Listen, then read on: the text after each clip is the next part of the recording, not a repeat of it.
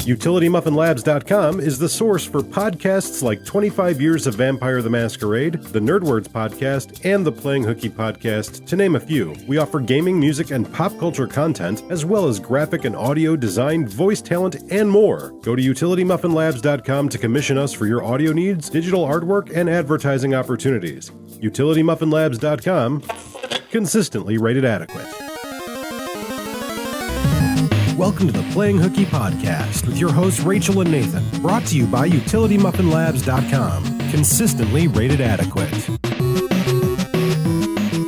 Welcome everybody to the Playing Hooky podcast. I am Rachel. And I am Nathan. And you are listening to season 2.5-ish? Yeah. First episode. So, we've been on hiatus, I think, since September of 2019. Was that the last time we did a podcast? I think so, yeah, because you remember Chance and Krista, our friends from the Chicagoland area. Yeah, September, October, yeah. Yeah, somewhere in there. They came down to Indy to visit us for the weekend, and we did a podcast. And then we mentioned on that one that we had some travel coming up. We were going to do some things. Yeah. And kind of perfect timing for us to take a small break because work got a little bit crazy for me. But, so now we're back in a brand new location, recording live this podcast for you. So, Nate, why don't you tell the folks at home where we are and why we're here? Okay. Well, first of all, I would like to extend my deepest apologies because we are recording a mobile podcast. We're not at home. We're in Las Vegas, and we're recording in, and also you'll realize there's no video because we're recording in a one-bedroom apartment in Las Vegas. We decided together that I had an opportunity to do some voice acting stuff that could potentially lead to bigger and better things.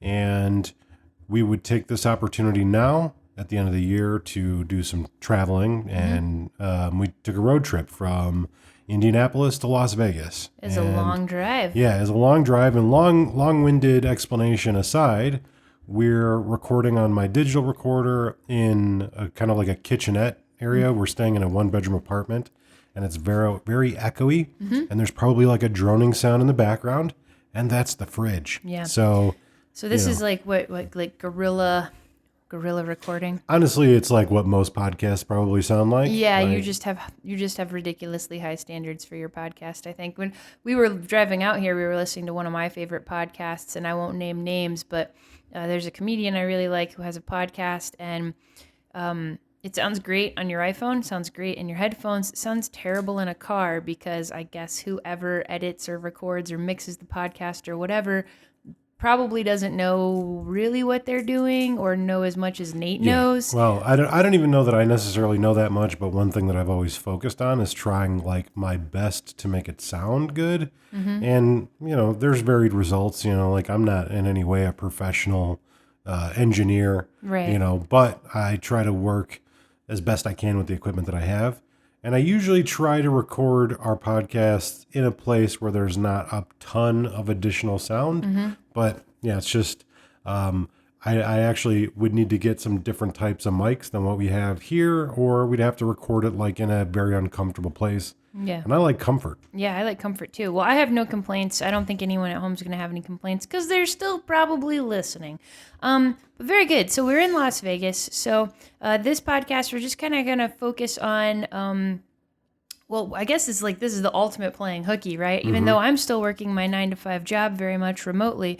And it's not really a vacation for me. But and it's not really a vacation for you either because you're working hard, you're taking some classes, you're doing lots of things, you're meeting people, and that's awesome. But it's definitely a change of pace from our regular everyday lives back home in Indianapolis. Yeah. So can I talk about the first thing that is like immediately different from here to there? Yeah, go for it. For me, before we get into like the actual trip itself, being here and being 3 hours different than back home is hugely disorienting. Yeah. It is like... Even with the long 3-day drive, is it 3 or 4 days? I can't remember. 3 days, we'll say, drive, you still find you're a little disoriented? Yeah, because like I'm waking up earlier in the day than I normally wake up, but I'm actually waking up later in the day than I normally wake up because back home when I wake up, say I wake up at 7 a.m., right? Waking up at 7 a.m. here. Back home, it's 10 a.m. Yeah. So it's like my brain is still like kind of in that like I've overslept kind of feeling. Yeah. You know and what I then mean? we're further south. We're a lot further south, so it gets dark a lot earlier. Yeah. So like by the time it's time to go to the gym, like it's dark out. Yeah. You Yeah. know, It gets so dark yeah, by it's- 4:30, which was like a little bit of a surprise. It's probably like an hour later back home. But when it's sunny here, boy howdy is it sunny. Yeah, it's super sunny. I think, living in Indianapolis and the Midwest of the U.S., most of those states, so like your Illinois, Indiana, Michigan, Ohio, probably even like Minnesota to some extent, I'm not sure. Basically, like once late fall comes until you get to spring, so basically from like middle of October until end of April, it's basically cloudy all the time. Yeah. And when it's not like I'm not just talking about like partly cloudy, like so cloudy that the sky is gray for 4 or 5 months. Yeah. And when it is sunny, that means that it's fucking cold. Yeah. Like if it's sunny outside, that means that the wind is blowing really hard and it's very cold. Once it starts snowing in the Midwest, Yeah. the last thing you want to see is sun because that means the temperature is going to drop 20 degrees. Right. At least if it's like in the 30s, it might snow and it's kind of like a fairly bearable. But yeah, once the sun comes out, it's cold. Yeah, and here we had rain one day, but for the most part, it's been very sunny, very pretty. It is winter time, and we are in the desert, so it's not hot. But it's about maybe upper 50s in the day, upper 30s at night. So very, very comfortable. And I'm speaking in Fahrenheit because I'm an American, so whatever, get over it.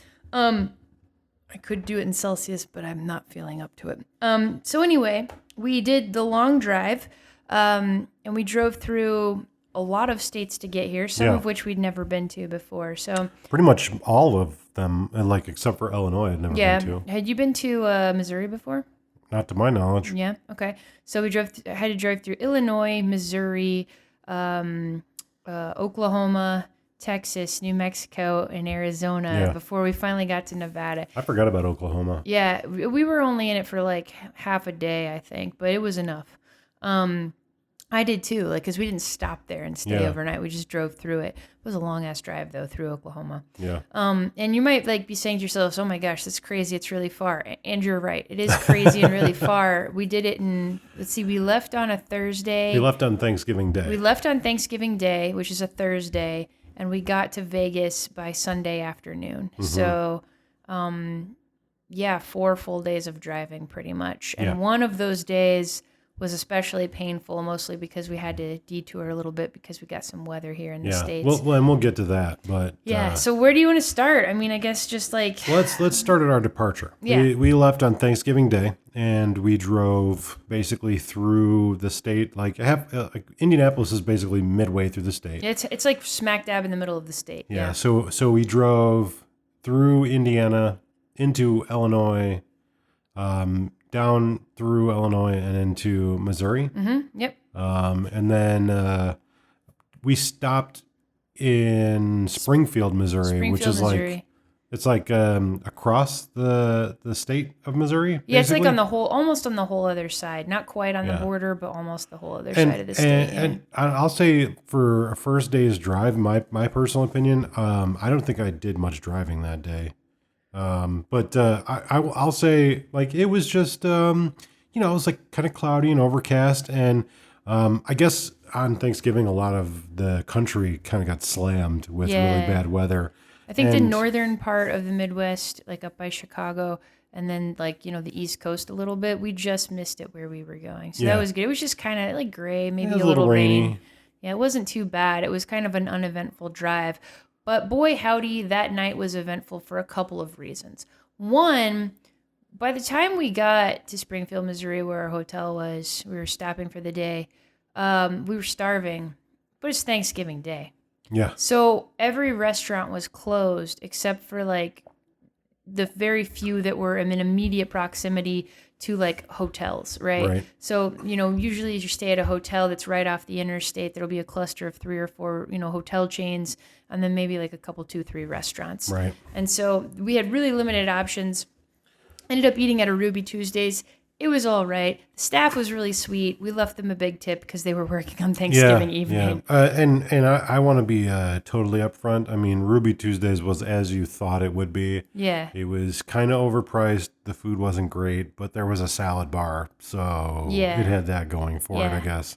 And honestly, like second to going to like a Cracker Barrel, Yeah. that's not a bad option. Speaking of Cracker Barrel, I think was it the first day we tried to go to Cracker Barrel for breakfast, and it was just like it reaffirmed our like never go to Cracker Barrel. Never mentality. go to Cracker Barrel because I feel like if you go to Cracker Barrel, so first of all, if you're not familiar with Cracker Barrel, you must not be from the U.S. because off of almost every interstate exit in the country is a Cracker Barrel. And Cracker Barrel is a Southern themed restaurant that they have like a little general store with a bunch of kitschy stuff you can buy in the front part of it. And then the back half is a restaurant that serves like Southern style food, kind of like a facsimile of Southern style food. It's a chain. It's a chain. It's steak and eggs, biscuits and gravy, mashed potatoes, probably fried meatloaf, chicken. whatever. Yeah, it's mediocre, but old people like it. And a lot of people like it. Like every time I've gone there, I feel like I always see like ladies in church hats too. Like it's a popular after church kind of chain restaurant people will go to. But anyway, every single time I have been in a Cracker Barrel in my adult life, I've almost turned around and left because it's like a 20-minute wait to get a table. And like if you need food and you're on the road and you don't want to I don't want to go to a place off the interstate and wait for 20 minutes because I'm usually trying to get from A to B. Right. So I think Nate and I in the past couple of years have tried to maybe just stop in and pop into a Cracker Barrel real quick to eat on the way to Chicago or something, and we did on this trip as well. And it's just like it's not worth it. We end up just going in, going pee, and then getting the fuck out because it's so crowded. Last time we did it was when we were on our way to Maryland for the game, and it was the same thing. No rhyme or reason, no particular nothing out of the ordinary or special. But yeah, it was Cracker Barrel. So basically. F Cracker Barrel. F Cracker Barrel. Yeah. So anyways, we get to Springfield, Missouri. Yeah. Everything's closed. Yep. We eat dinner at a Ruby Tuesdays. It wasn't the worst dinner. I mean, it was Thanksgiving night and we were on the road. So we kind of it came with the territory. Right. But then we were we ate at the Ruby Tuesdays and we're like, okay, that's good. But we were like, we kind of want something that is a little more our speed, our routine. And Nate and I are a big fan of finishing the day with a bowl of yogurt, maybe some fresh or frozen berries, maybe a little bit of nuts. You just make a little parfait. Right. And so we were feeling what's really going to hit the spot is maybe some yogurt and berries. And Nate was like, I know Walmart is open because they do an early Black Friday. Yeah. And in my mind, I'm like, how bad could it be? Right. It's Thanksgiving. It's 7:00. Everyone's having dinner right now. Surely to God. I think it was 6. It was 6. It was early. Yeah. It was super early. And so I was like, well, the grocery store part of it's not going to be filled with people. I was wrong. Yeah. We are not big consumers. We're not big Black Friday shoppers. We're not big Cyber Monday shoppers. I have never done it. Yeah. I hate basically being around people. And Rachel is a low impact stuff person. She doesn't have a lot of things. I don't like things. I do, but I don't care about a deal. I'd rather not be around you and pay more. Yeah. Than wait around with you on Black Friday. I didn't realize, but my instincts were sound. They were open, but they were open because every human being in Springfield was there to get an Xbox and a cart full of DVDs. Yeah. So we go into the grocery store part, and they have it sectioned off with caution police tape to corral people in through the store. And I'm like, okay, I'm not obeying this. Right. I want yogurt. So we make our way back to the dairy section, and I'm thinking okay, it's the dairy section or whatever. As we get back there, I see that there's 2 giant lines of people. And I'm like, what are they doing back there? They're ready to Black Friday each other's eyes because and there's these lines of people wrapped around through the aisles of the grocery store part and into the dairy part, and in between and covering the aisles of food are probably 4 foot tall cardboard shelves, displays filled with DVDs. Yeah, or Blu-rays or whatever. Yeah, whatever. And people are like waiting in line and circulating through these things of DVDs and like picking out the ones they want. It's like Bluetooth speakers, it's Xboxes, it's just like gross shit nobody needs. It's shit that you don't need and that you really can't afford even when it's on sale. Right. But because it's on sale, you feel like you need 2 cartloads full of electronics. So anyway, Nate's like, I'm not fucking going back there. I'm like, I got you, boo. So I go back there. I elbow my way through, and I'm like, I just want yogurt. Excuse me, pardon me. And then I get to where the yogurt is, and I can't reach it because of the giant cardboard like display of DVDs. And finally, I'm like, I just like look around. I'm like, would somebody tall like to help me grab that thing of yogurt real quick? And this guy goes, I got you. And he like reaches over and grabs the thing of yogurt. I'm like, thank you. And then I like run out of line. And then like, I will say this for sure. That Walmart had every employee who was employed at that location working that night. So that shit was organized. They were corralling people. Everything was orderly. And then when we got in and out in 10 minutes because we were just going, we knew what we were getting. We weren't there for Black Friday. And when we went to go check out, we went to a checkout lane and this like the self-checkout, but every self-checkout station had a person who was checking you out to keep things moving. Right. And she's like, okay, I got you guys. And she's like, oh, is this all you're getting? And I'm like, yeah. And she's like, okay. And so she rings us up real quick. And we were in and out of that bitch in 10 minutes. Like we had a mission. And we're walking out and they have people stationed at the door to check the receipts and everything. And we didn't have it. We were like, we just bought like yogurt and berries. Like shoved it in my purse or something. Yeah. And the lady was like, okay, you just go. Next time I'll check you. Like they could tell like we were not participants. Yeah. And we didn't care about police lines and Xboxes and anyway, we ended the night with like a bowl of yogurt and berry parfait, just like we always have, because we're creatures of habit and we're 100 years old and are too old and fat for ice cream. Mm-hmm. So anyway, that was our first day. Our second day, a little more terrifying. In fact, I would say our second day was the worst day of travel, even though it wasn't the longest drive. Yeah. So the second day we drove from Springfield, Missouri to Amarillo, Texas. And I drive like most of the first half of that day. And, we stopped for lunch in Oklahoma. It's no problem. We know there's some weather. Where we stop? Tulsa. No, like for food. Where'd we eat? In Tulsa. What? Oh, Denny's. Sorry. We ate at Denny's. That's okay. Yeah. And I think so we stopped for Denny's the first day, and the only place we could find on the second day was another Denny's. Yep. So we stopped at Denny's twice. Good old Denny's. Yeah. Always there when you need them. Yeah, it's true. So anyway, we stopped at Denny's in Tulsa, and then like after we left Tulsa, I think Nate was like, okay, I'll drive. And we had wherever we were when Nate started driving, we had about 100 miles left till we got to Amarillo. And it was... Well, I'll just let you describe it because you were the one who was driving. Yeah, so about 15 minutes into my drive, visibility starts to drop pretty rapidly. And I'm like, oh, it's no big deal, a little fog, whatever. I've driven through fog. It's easy. It's no big deal. And then I would say like 10 minutes later, visibility is freaking zero. It's like, I would say less than a quarter mile. So that means I can't see anything in front of me. And the speed limit on the highway is 75. Mm-hmm. And I am usually a drive the exact speed limit type of guy. I'm kind of a grandma like that. Mm-hmm. Like, I don't like to speed. I don't like to do anything crazy. I just like to drive to my destination. I'm like, I can't see anything. But again, I'm going 75 miles an hour. I'm like, it's no big deal. Like, 15 minutes, it'll be gone. Mm-hmm. No. The entire rest of the way. Yeah, probably 95 miles of fog. Like 95 to 100 miles straight of just blanket fog. Right. Just thick. I can't see anything.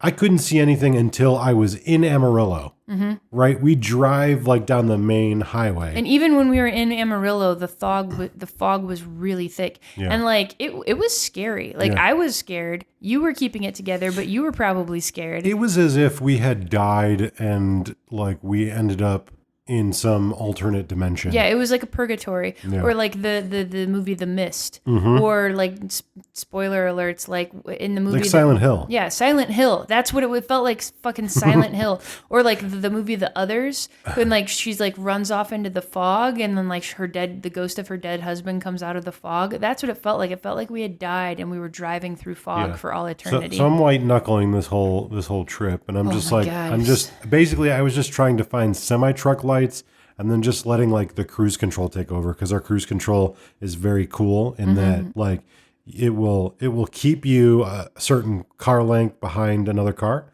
so you can set it from like 1, 2, or 3 car lengths. So I was just setting it for like 3 car lengths and just getting behind semis, because even though I couldn't see, I'm not a camera, Right. and so the sensors could sense that there was a vehicle. For a while that worked. Like that was basically how I got through the majority of it. But yeah, it was hair raising. It was toe curling. Yeah, I was never happier to be at a Hampton Inn than I was that evening. And like we got to Amarillo and we're chatting with the girl at the front desk of the hotel. I was like, oh my gosh, how long has it been this foggy? I was like, it's been foggy for most of our drive, second half of the day or whatever. And she's like, oh, it's been this foggy for like a day and a half. She's like, she's like, they're having really bad weather in northern New Mexico, and then it's like all turned to fog when it's moved, east. Because like I guess the snow melted, and then what happens when it gets hot and snow melts? You get fog. Yes, but like 100 miles of fog. Yeah, it was crazy. And so I'm like, at this point, I'm kind of scratching my head, and I'm like, okay, well, we're supposed to drive through northern New Mexico tomorrow and northern Arizona. And I already knew that like Flagstaff was supposed to get some snow. Yeah. And so I was like, all right, well, what are we going to do? Like, we didn't want a repeat of that day of like driving through like scary conditions. And the least that we wanted was to drive through mountains and snow. Yeah. Like, I'll drive through the mountains. I'll drive through snow. I want to drive through mountains and snow. No, yeah. We got really lucky because we were going to stay in Flagstaff. Right. And the host of the Airbnb we were going to stay at messaged us a couple of days before our trip and was like, hey, we're supposed to get like a foot of snow. Do you still want to, rent the Airbnb for the day? And we talked about it and we were like, yeah, no, we don't want to do that. So we had to like reassess our trip. Right. And then we decided that we were going to stay in Phoenix. Right. Or like near Phoenix, a suburb of Phoenix. Which is fine, but that had the sort of negative impact. It added about 300 extra miles onto the trip. Yeah. And then like, which translated into roughly, essentially what was about probably 3 to 3.5 extra hours of driving on that third day. Yeah. So on the third day, the GPS said it was a 10.5-hour drive. But if you count stopping to get food, stopping to get gas, going to the bathroom, we were probably driving for about 15 hours. Yeah. We were both exhausted. We both took turns. But I got to say, that was my favorite day of driving. Yeah. Because neither one of us had ever driven through Texas. Not to the extent that we drove through. Right. And we'd never been to New Mexico. We'd never been to Arizona. And we got to drive through all 3 states.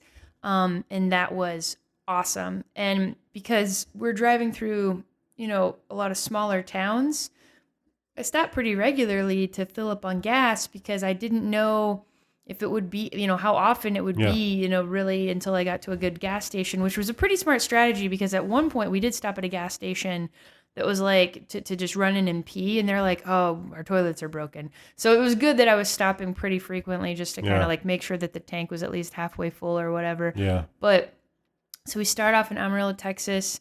We drive down like diagonally through Texas. Before you continue, I just want to say, for the record, Amarillo, Texas smells like 2 things. It smells like cow shit, and it smells like fire. That's what it smells like. It does. Yeah. I don't know. I mean, a lot of cows. Yeah. You're getting into cattle country. Like this is the thing. Like Texas is known for a lot of things, and one of them is barbecue, and the other one is beef. And I mean, we literally drove through a town called Hereford, Texas. Like, what was the other one? Bovina. Bovina. We drove through Bovina, Texas. And so then like it was wild because not that the landscape wasn't really anything like astounding to see. It was A lot of very flat. very flat, a lot of like, pasture and things like that. But it was really cool because we got to see a part of the country that we never would have seen otherwise. We got to see like how people live in this part of Texas in this kind of like wide open spaces. And like we stopped at a little McDonald's, I think in Bovina, and like it was full of like old men in cowboy hats that were getting together for the morning to have coffee before they like went out and worked on the ranch or whatever. And it was just like a really cool experience, a part of the country that I never would have I never think about, let alone would have ever seen. There's a lot of like the route that we kind of took like the most southerly route to get to Arizona. And yeah, like you were saying, there's basically just like long open stretches of highway where you go through these old towns and there's like maybe one or two like functional establishments, but like it appears that people live there. There's a, population, but it's just like, it is like seeing all of those cattle farms that we passed and just like the like thousands and thousands of cattle farms. And it does make you think. Like, I don't want to get into like the whole like be responsible about what you eat, but like those people do function entirely off of that industry, and it seems to be something that isn't sustaining a lot of these small places anymore.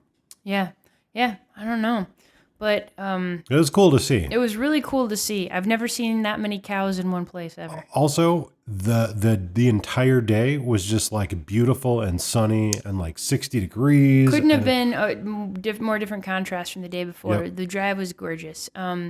So once we get out of Texas, the first stop in New Mexico was Roswell, New Mexico, of all places, which is kind of a cool little bucket listy thing to check off, But to be fair, we just drove through it. Yeah. We stopped there for lunch, but it was very like kitschy almost from the get-go, like little green aliens and stuff like that. They're aware of who they are and what they represent. But it's like a full-size functional town. It's not like, like I had this image in my head of like, it's like three little like restaurants on a dirt road. No, it's a town. It's like a fully functional town. It's a small town. Yeah. I mean, I don't know what the population is, but I'm guessing probably between 20 and 30,000 people. Yeah.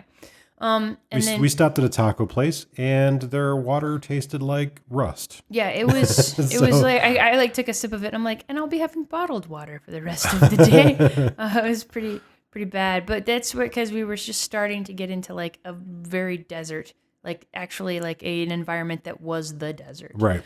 And then we proceed through the rest of New Mexico and basically did not hit another big town until Las Cruces. And I'm probably saying it wrong because I'm just like a basic white bitch. Las Cruces. Someone will comment on Twitter about how dumb and white I am. Don't care. Doesn't matter.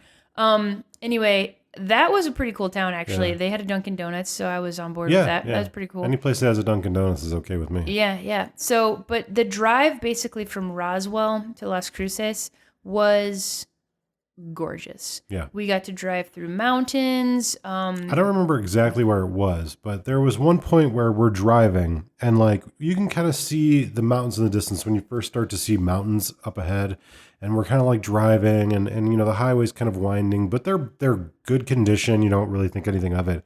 And you kind of like come around this bend and then all of a sudden you're just like, you realize you're in the mountains. Yeah, it was weird because I remember you were driving and I was taking a picture and I was like, I took a picture and then I like looked down at my phone to like put the picture in a folder so that I can like look at it later or whatever. And then I look back up and all of a sudden I'm surrounded by mountains. I'm like, what happened? Yeah. It was wild. Oh, it's so beautiful though. Like New Mexico really is as beautiful as everyone says it is. It's gorgeous. And we weren't even in like Albuquerque, Santa Fe, like the places you see pictures of. No. We were kind of in the middle of nowhere. And maybe that's why it was so beautiful, but it was great. Yeah.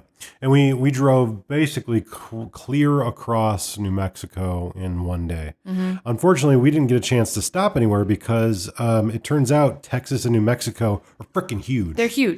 They're huge. So by the time we got to Las Cruces, which is like pretty close to the border with Arizona, it was just just starting to get dark. Yeah. I think we were about 2 hours from Tucson at that point. And then as we're crossing the border into Arizona, it was already nighttime. Yeah, we actually weren't able to see what Arizona looked like until the next day. Right. Because it was like pitch black immediately upon crossing the border. And that was a little bit of, I don't want to say scary, but that was a little intimidating to drive too, because you really couldn't see anything to your left or to your right of the highway. It was very black. We were in a, very, very dark. We were in a pretty relatively rural, I would say, highway. I mean, it was like a major highway, and there were lots of, interstate traffic or whatever, but it was very dark and there were no street lights. And I think it must have been cloudy because you really couldn't even see the stars or the sky. I would say one thing that was really surprising was like my expectations when traveling down this, like the furthest path away from like 40, I believe, was like the main road that would take us to Flagstaff. Yeah. So 40 is like a huge like interstate. Like it's a big highway. Yeah, basically it's what goes from, I think, like Albuquerque to Flagstaff to the Grand Canyon to the Hoover Dam to Vegas or something. So we didn't take that, and I assumed like we were going to be driving like this far off, very southern route, and I was like, man, these roads are probably going to suck, and they're going to be like abandoned and desolate. No, they weren't. They were very well traveled and very well kept. Oh yeah, that's another thing to comment on too. The roads generally in Texas, New Mexico, and Arizona, from everything that we saw, infrastructure is great. They're fantastic. The roads are in great condition, and it's probably because they don't get a lot of snow and ice in the winter, and they don't get salted, and they don't have like ice freezing and melting, and everything like that. So some of the best roads I've ever driven on. But anyway, we get in. So throughout this whole trip, right, we're trying to still kind of like maintain a healthy-ish diet. Yeah. We don't want to like fall into that like road trip trap where you end up just eating for 8 hours constantly while you're driving. Not to brag, but I'm doing keto, and you're doing great on it. I was able to keep it up the entire trip. Yeah, so you're kind of a superhero. But that being said, we were trying to like be conservative with snacking and like whatever. So by the time we got to Arizona, we were starving. And we were like, as we're getting closer to Tucson, I was like, all right, let's just, Tucson is like another hour and a half from Phoenix. And we're going to be stopping in the southern suburbs of Phoenix. So let's just stop for dinner in Tucson. And I start like looking up places, and I'm like, if I'm fucking driving this far away from home, you better believe that I'm going to get some tacos or something. I'm going to get something like regional and delicious, right? Because, you can't tell me that you can get as good Mexican / Tex-Mex or whatever food in Indianapolis as you could get in Arizona. So I start looking up places and managed to find this really good Mexican place, taco place, in Tucson. Oh yeah. Oh, I completely forgot. Yeah, and I'm gonna look up the name real quick because I forgot. But go ahead and talk about it. Yeah, so we pull into this, and it's in like a very like a modest neighborhood, kind of like nondescript, and we walk in, and it's called Tacos Epsom. And it doesn't look like there's anywhere really to order. We're not really sure, like, are we like where are you supposed to order? Is this like a pickup? And then we realized, like, we can see across the counter. Like, the inside is full of people, but, like, nobody's eating, and we're not really sure what's going on. Everybody's outside ordering. We're like, oh. So we go around the corner, and people are ordering from out the window. Yeah. And there's, like, this whole setup with all, like, the salsas and, some, like, pickled veggies and, all that stuff, like, in this cart. Yeah, and this is outside, and it's about like 45 degrees, but people are like into it. They don't care how cold it is. Like, everybody's there. And like, I'm not going to say we were the only white people there, but we were the only white people there unaccompanied by someone who was a fluent Spanish speaker. So, but then, we get in line, and I think the menu was in Spanish and English, or it was in Spanish, but like you knew, and we both know enough Spanish to like know order a taco and to order some stuff. And so we get up to the counter, and the guy like sees us coming, and so he's like, he starts off speaking in English, and then we're ordering, and then like I think like I ordered something, and then he started speaking Spanish a little bit, and so we both got like, I don't know, I got like two carne asada tacos, and you got like, I don't remember what you got, like al pastor. I got chicken and barbacoa, and then I got a quesadilla, which was fucking off the hook. The quesadilla was life changing. Yeah, it was like delightful. And the food was amazing. It was really good. We got some horchata. Like it was delicious. And then all of the accoutrement, like salsas and different like pico and things like that. It was so good. And it's like quantity wise, it wasn't a lot of food. It was just like we both got a couple of tacos and a quesadilla. What did we spend, like $15? Less than that, I think. But it was like, it was so tasty. And I cannot believe that it was only because we were as hungry as we were. Mm-hmm. I mean, it was just like really simple, really delicious tacos. Yeah. The tortillas, I don't think they were homemade, but they were like really well seasoned and really well heated up. And the meat was amazing. The barbacoa was probably the best barbacoa I've ever had. Right. I've had a lot of barbacoa, and it was really well seasoned, really delicious, really tender meat. And they were just, like you said, they were just basically meat on the tortilla, and you go get your own stuff. The big bucket of homemade salsas, whatever. Mm-hmm. Kind of reminded me of like going to maybe like a carnival at night in the fall or something like that. Like. Just because it was like kind of cold and we were eating like this delicious hot food, and it was just like a cool experience. It was like just a wonderful introduction to Arizona. Yeah. And so that was awesome. So if you're in the Tucson area and you haven't checked out Tacos Epsom, go do it because it's really, really good. So then at this point, we're like, okay, we finally we've got some energy, got some food in us. And we're like, okay, one more leg of the trip. Yeah. And at this point, it's dark. We've been driving for I don't know how many hours. 13 hours, 12 hours. And we're like, okay, we're almost to Chandler, Arizona, which is like a southern suburb of Tucson. Or of Phoenix, sorry. So we finally get there, and we are exhausted, and we're hungry again. Mm-hmm. Yeah, because again, I had like 2 tacos and a quesadilla. And for people that are not familiar with actual quesadillas, it's not like a giant tortilla filled with all these cheeses and sauces. That you get at a fucking Fridays. It's an appetizer. It's like a corn or flour tortilla with melted cheese, like the size of your palm. Right. It's very small. You order multiples of them. You eat them as an appetizer. Right. I just had one. That's basically what we'd had for 12 hours. Right. And so we're pretty hungry. We check into the hotel. It's late at night. It's probably 10:30, almost 11. And then we're like, okay, well, we need food. And we're in a suburb, and everything closes early in the suburbs except a Taco Bell and a Whataburger. Yeah. Both of which were across the street. And Nate and I have never had Whataburger. No. And when we were in Texas, we skipped it. We skipped it because we're like, we want to just get to where we're going, right. And Nate's doing keto. But then I'm like, all right, I feel like now is the time to try a Whataburger. And he agreed. So we went to Whataburger, which is, a regional burger place. We don't have them in the Midwest. And, we'd heard good things. Yeah. And we were both excited to try it. So one of the things we want to do while we're out here, this is super dorky, but I feel like not really, because there's YouTube videos about it. Yeah, there's whole channels based around the concept. We're gonna do a review in an upcoming episode of Whataburger versus In-N-Out versus what's the other one? Shake Shack. Yeah. Because the cool thing about Vegas Smash Burger, maybe. Because the cool thing about Las Vegas is that regional places, restaurants that you would find all over the country and all over the world are all here. It's really cool. Right. Vegas is restaurants from all over the country that you wouldn't be able to get to unless you went to that part of the country, open up places in Vegas. So we might, go on a quick trip to LA to visit some folks, but and get an In-N-Out. But there's In-N-Outs all over here too, because we're in the right part of the country. But there's also a Shake Shack, I think, in Vegas now. So we're gonna do an episode doing a burger comparison. But anyway, preview to that, we got Whataburger. And Nate's driving. I'm in the passenger seat. I get a chocolate shake, and spoiler alert, I get a chocolate shake, and then he hands me the bag that's got I got a basic Whataburger. You got something like a bacon or something.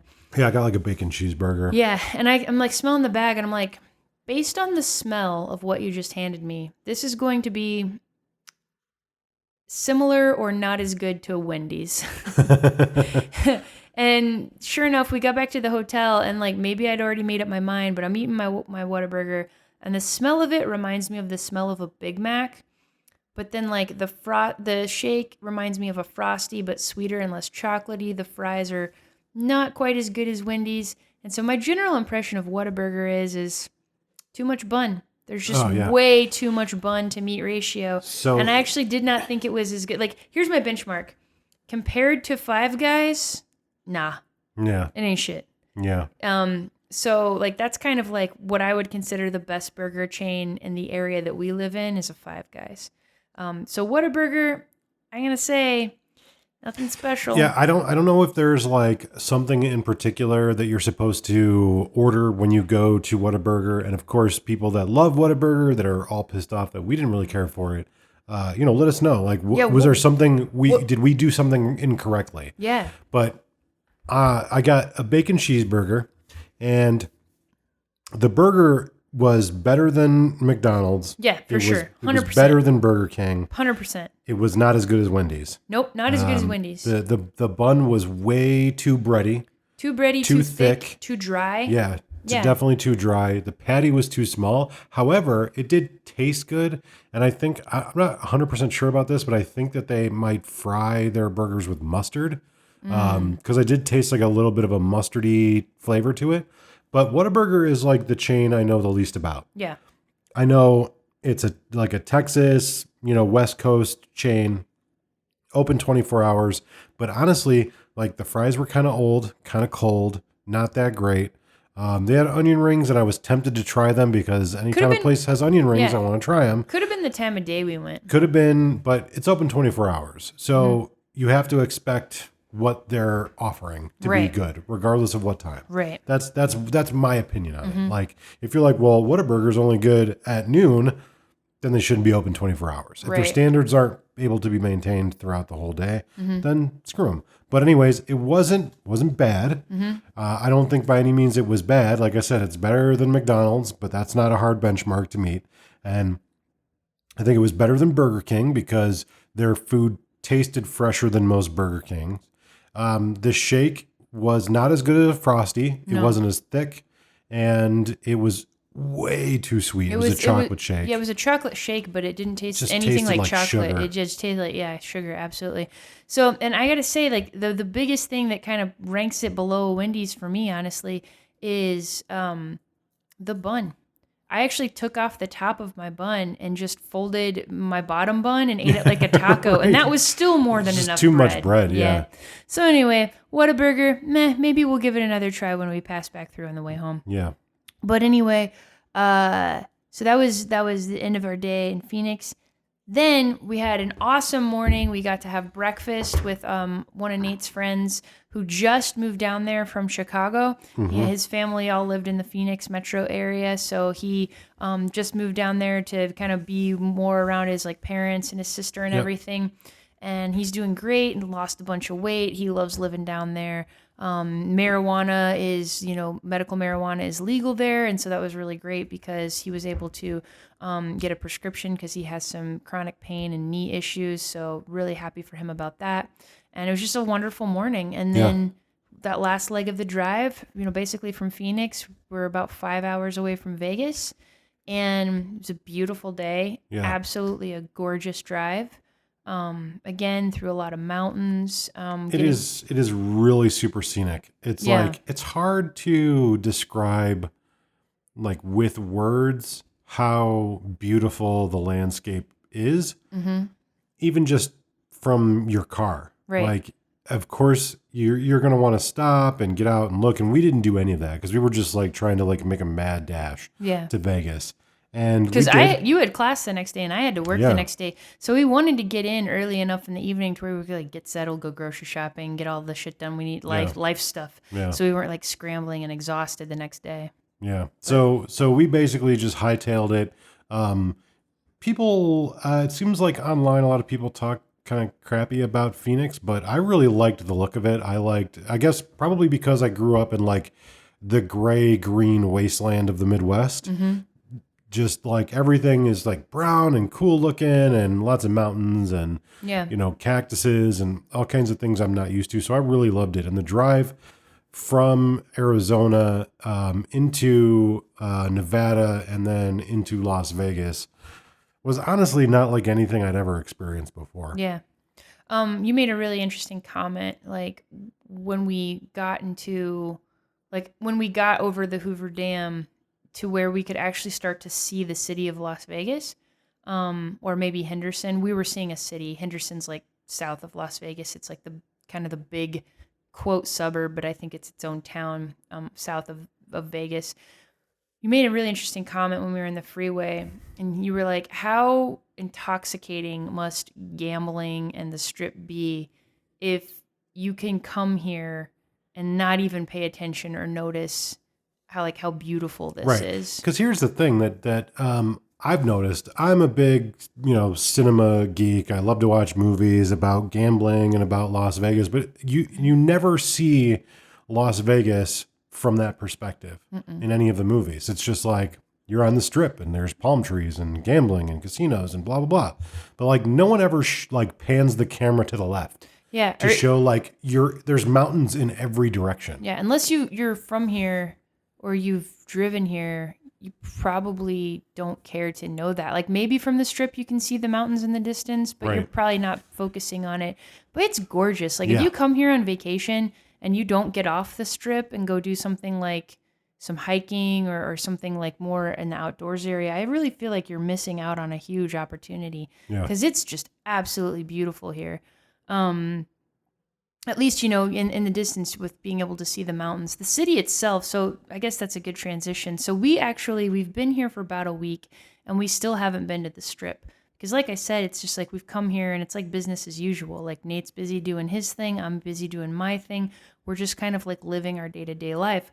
But like Las Vegas is a proper city, like a proper big city. It is it's like 2 million people. Yeah. So it's like, it's more than just the Las Vegas Strip. Like that's such a tiny sliver of it. Yeah. The rest of it is just kind of a big city. And it's, I would say like, it's not like a sprawl, but it is very, I don't know how to describe it. It doesn't have a lot of character, at least the parts that we've been in.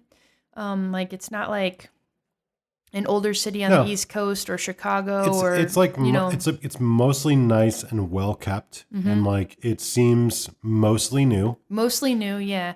Like I don't feel like any of the parts we've been to are more than, you can tell that Las Vegas is young. Yeah. Like you can tell that like probably before the 1950s, 60s, 70s. They spent a lot of time figuring out how to make Las Vegas work properly.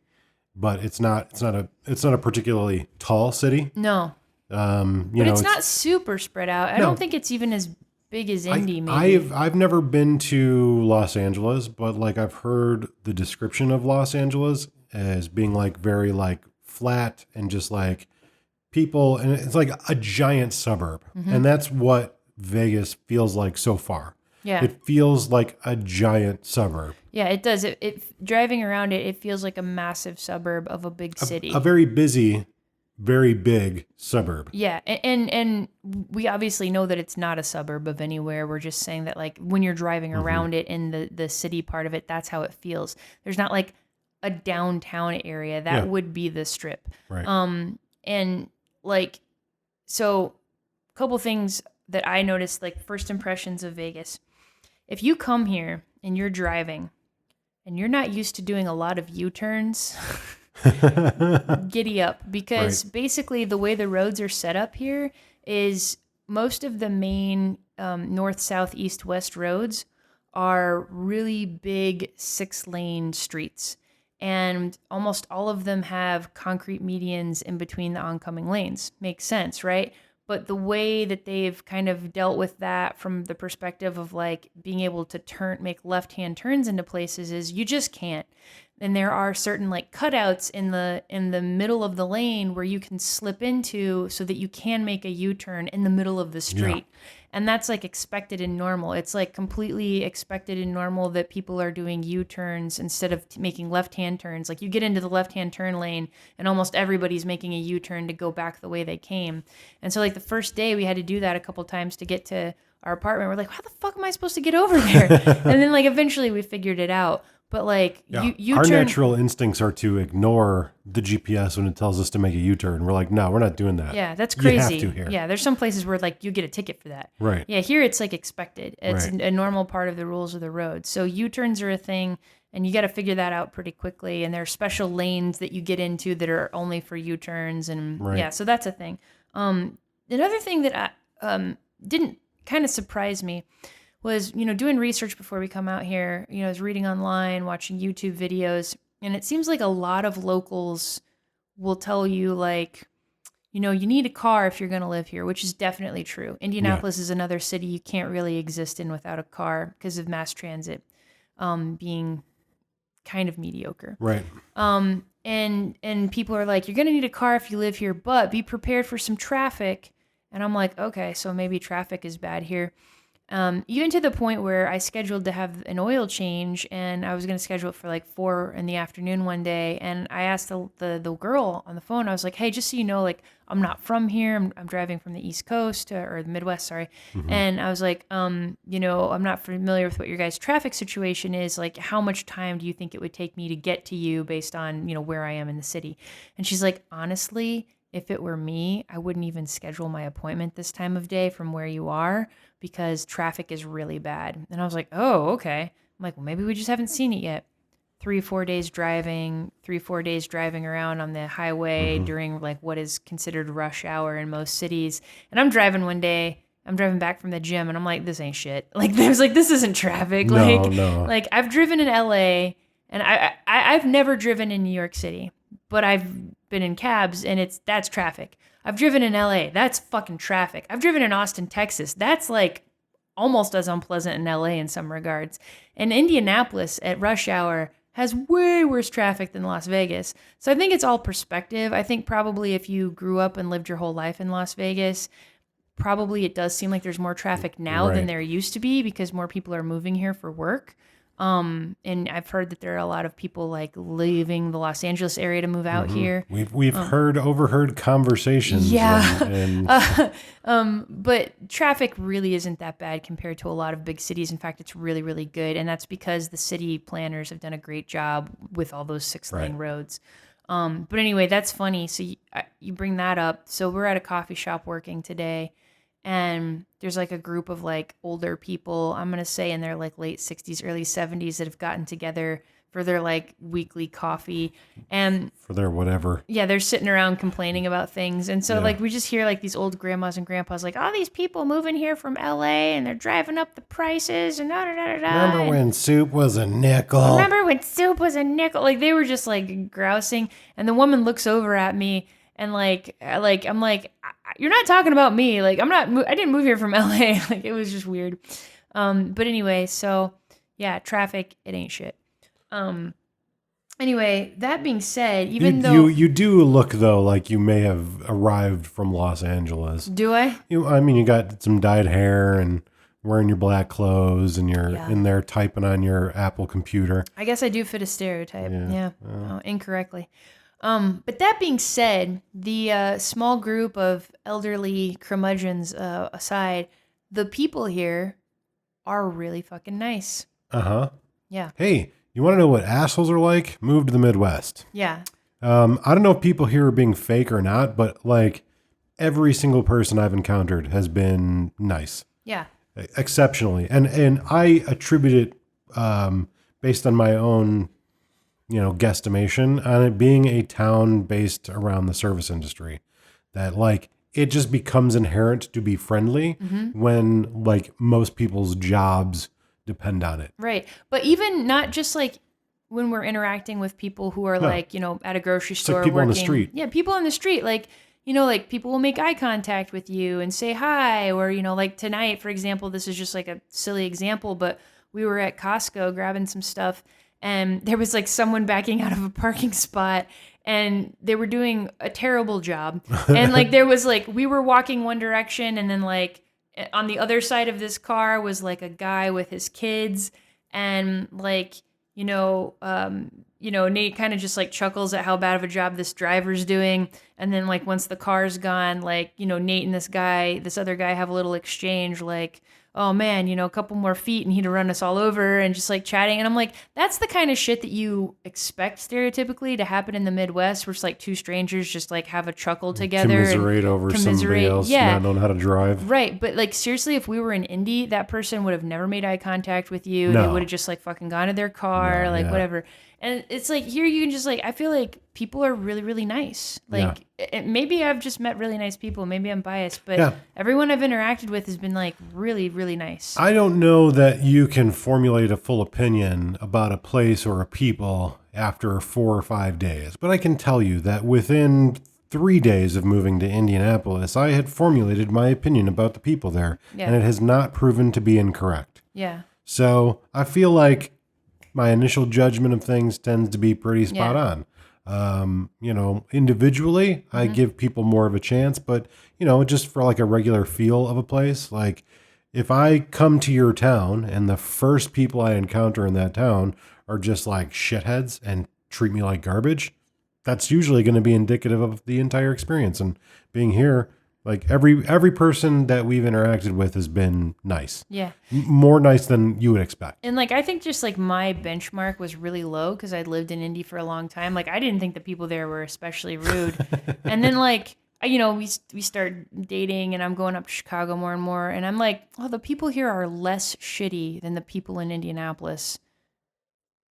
And it's funny because it's like, that doesn't mean that the people in Chicago are nice. They're just less shitty. Right. But then you come to like a place like, Texas, people are really super friendly. But like, I'm really impressed with like, just like everyone we've met and interacted with in Nevada. The person who owns our Airbnb is fantastic and lovely. Mm-hmm. Like everybody here in Las Vegas, I mean, you get an A+, super friendly people, really lovely. I feel like this is a town I could make a lot of friends in because people are just really outgoing. And you experience that too in like your classes, right? It's a lot of locals, really nice, friendly people. Well, that's the thing about like Las Vegas is that there are very few people that are actually like born and raised here. So you get used to people coming from all over because people move here. Like that's why it cracked me up, like those old people that were in the coffee shop and they were kind of like grousing about people moving here. It's like, if people want to move to a place that's great. Yeah. So like, if you don't want people to move to where you're from, like don't make it great. Like, nobody wants to move to, to a shithole. Right. So if you live in a great place and the people you live around are great, you're going to attract other people. Yeah. And that's, that's what you encounter. So people that are born and raised here, I've met 2 or 3 already, and they're awesome. Yeah. Because they know it's a great place to live. Right. Like, why wouldn't you want to live here? I've lived here my whole life. I'm not moving. Right. Yeah. So anyway, people are awesome. People are great. I would say like we haven't been around to a lot of different like, restaurants. We've not done any like touristy stuff, but we're going to try and carve out some time to do that because we drove all the way out here. It'd be silly not to. Yeah. But one place that I have been to more than once that I really like is I was looking for a coffee shop to work in the other day, and I found this really nice place called Desert Winds Coffee Roasters, and it's not on the Strip. It's not close. You would have to come off the Strip and come to the west side of the city to get to it, but it's really great. They have amazing coffee. They roast their own coffee in-house. The staff is really friendly, really knowledgeable, incredibly patient with like everybody. Like, there was a guy in line who was going to order some beans and he was just taking a long time, and they were like really super helpful. And just really, really nice. Coffee was amazing. Atmosphere is really cute inside. It's not trying to be anything that it's not. It's just like a basic like coffee shop.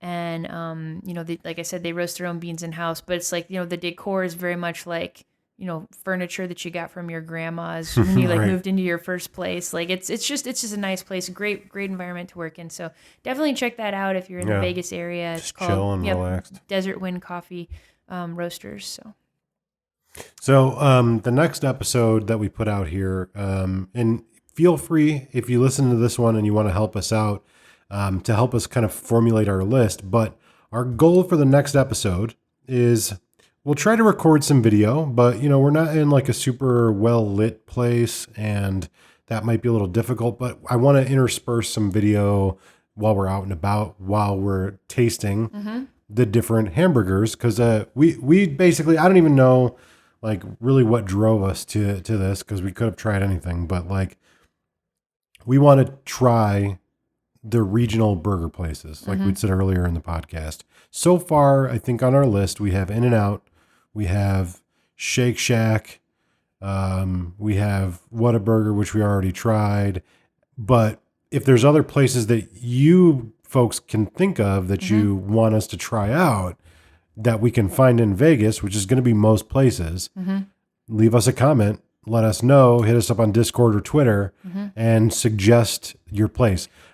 We also kind of like, we're thinking about like Del Taco, because I've never had that, but I don't know how that would fit in with the whole burger thing. So if I can go to Del Taco, they have a burger on their menu. I would get a taco. I don't know if that counts, but I think Del Taco is just kind of like a Taco Bell, but only on the West Coast. Yeah, we've never had it, so or at least I've never had it. So yeah, I don't know if I have or not. I can't remember. If I have, it was uneventful. Yeah, it was not memorable. But yeah, if there's any place like you've come to Vegas before that you really enjoyed, that you're like, oh, you have to go here, let us know. We've got some things on the list that we're definitely going to do. We're definitely going to go to the Strip. I don't know that either one of us is going to do any gambling. It's not really something I'm interested in, but it's not really our forte. It's not something I'm knowledgeable about. And I've been to casinos before, but I don't know. We'll see. We'll see what happens. Yeah, I never have, but I mean, we're here. We might as well walk in one. Might as well go throw away some money. Yeah, and help the local economy. Yeah. But anyway, yeah. That being said, thank you for listening. Hopefully you found this episode kind of interesting. Ooh, one real quick thing. If you haven't watched it on Netflix yet, was it The Irishman? Yeah.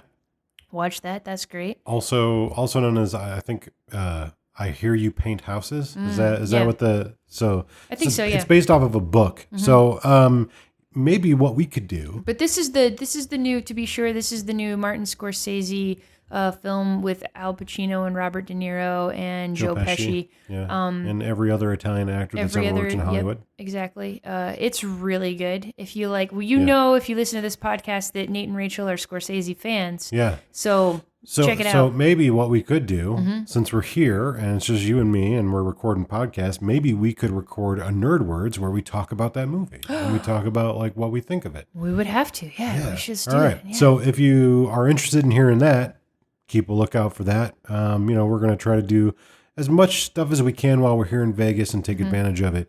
Again, if the sound quality is not up to snuff, sorry, we did our best. It's where we're at. We're mobile. That's all I got. Thanks for bearing with us, guys. And we'll talk to you again soon. All right. Take it easy. Bye-bye. Bye. Hey folks, this is Rachel from UtilityMuffinLabs.com. If you enjoyed the Playing Hooky podcast, think about supporting us. For more podcasts, art, videos, and gaming, go to UtilityMuffinLabs.com. Follow our podcast on Twitter @HookyPodcast, on Instagram and Facebook at our Utility Muffin Labs name, and support us on YouTube at Utility Muffin Labs. Check out our other gaming-related podcasts, 25 Years of Vampire the Masquerade and the Nerd Words podcast. Thank you all for your support. Utility Muffin Labs, consistently rated adequate.